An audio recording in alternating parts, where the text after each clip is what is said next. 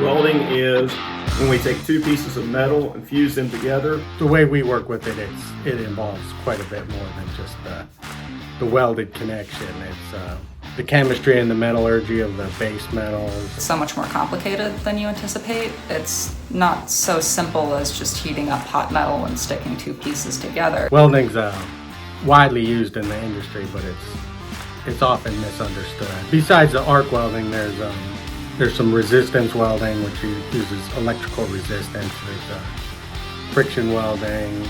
We're involved with inspection techniques like magnetic particle, ultrasonic, and X-ray. It really combines material science engineering and structural engineering.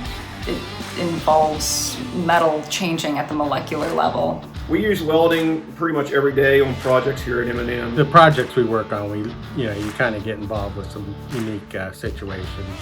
Every time you find something a little new.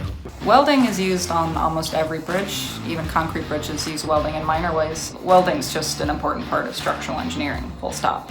Engineers are mostly in this field because they like or enjoy solving complex problems. Welding's no different. We're dealing with the American Welding Society. Several of us serve on their committees. We're following the latest advancements in welding design. We're also contributing to the development of those codes, and that keeps us on the cutting edge of the welding industry.